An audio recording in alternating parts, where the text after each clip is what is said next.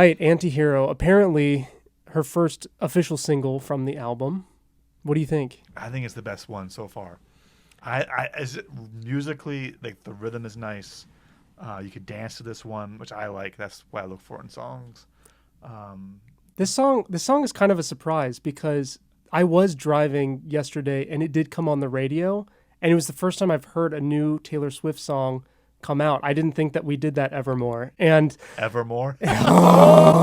but it was nice to hear that this was now getting some love, getting some airplay, because yeah, I think that her past couple albums, and especially the Taylor's version of the albums that she's put out, those are kind of just for her fans, but they're not seen as like these brand new, like groundbreaking works. So Yeah, it's not blank space anymore. it's not a blank space. It's not a Shake It Off. It's not a First time I heard style. blank space on the radio, I almost lost my mind. I mean, Whoa. so it's kind of cool, but Yeah. there's also like, there's some really subtle, weird, and also sad notes. No, it was about depression, so Yeah. it's And going to be depressing.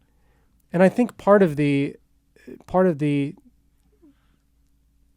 musical theme that I've seen in Taylor Swift songs time and time again is she kind of presents a problem, whether it's betrayal or distrust, but it's kind of unclear what she does with that, or where she suggests her Yeah. listeners Yeah. what she suggests them to do with that.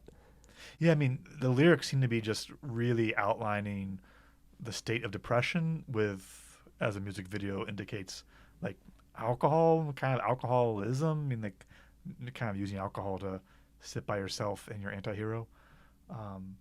And I think Taylor's strength is she's able to really honestly name those dark corners of the heart.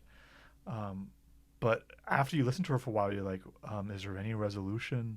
Is there any light? Is there any hope? So she's like really great at naming those dark corners.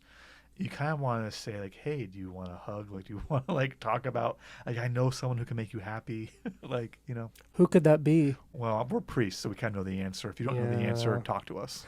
But, for Taylor Swift to really bust this out as the first single, as the first song that she really wants her listeners to gravitate towards, as we have at this point, I think it really does speak to the listeners who might be in a place where there's a lot of distrust, a lot of discord.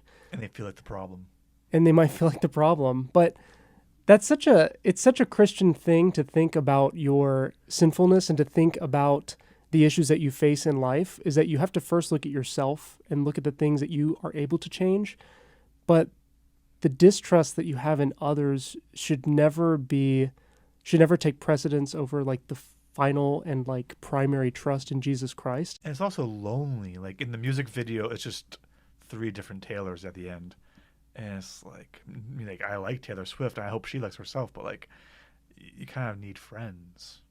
I think she has them in real life. I'm not trying to say Taylor Swift doesn't have friends, but like the music, like the persona of her music is kind of a very lonely persona, you know? Yeah. And here we are listening to this as friends and also, as a group. We're But friends.